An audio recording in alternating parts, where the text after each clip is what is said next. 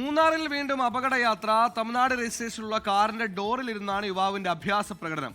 മൂന്നാർ മറയൂർ റോഡിൽ നയമക്കാടാണ് സംഭവം.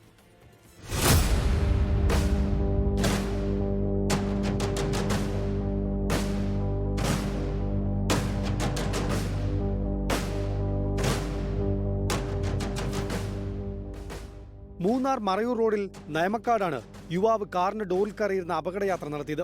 തമിഴ്നാട് രജിസ്ട്രേഷനുള്ള വാഹനത്തിലായിരുന്നു അഭ്യാസ പ്രകടനം. കിലോമീറ്ററുകൾ ദൂരം അപകടകരമായ രീതിയിൽ യാത്ര തുടർന്നു. ക്രിസ്മസ്, പുതുവത്സര അവധി തുടങ്ങിയതോടെ മൂന്നാറിൽ വലിയ തിരക്കാണ്. ഇതിനിടയിലൂടെയാണ് അപകടം വിളിച്ചു വരുത്തുന്ന വിധത്തിൽ കാർ യാത്ര.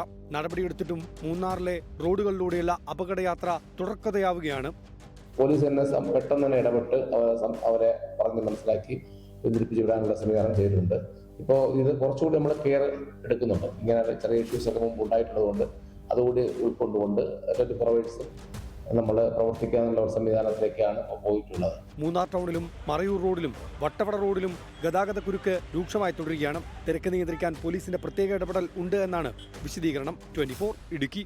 ലോകത്തെവിടെയായാലും ഏത് സമയത്തും 24 വാർത്തകളും ഓഗ്മെന്റഡ് റിയാലിറ്റി പാക്കേജുകളും എക്സ്പ്ലെയിനറുകളും വിശദമായി കാണാൻ ഞങ്ങളുടെ യൂട്യൂബ് ചാനൽ നിങ്ങൾക്ക് സബ്സ്ക്രൈബ് ചെയ്യാം.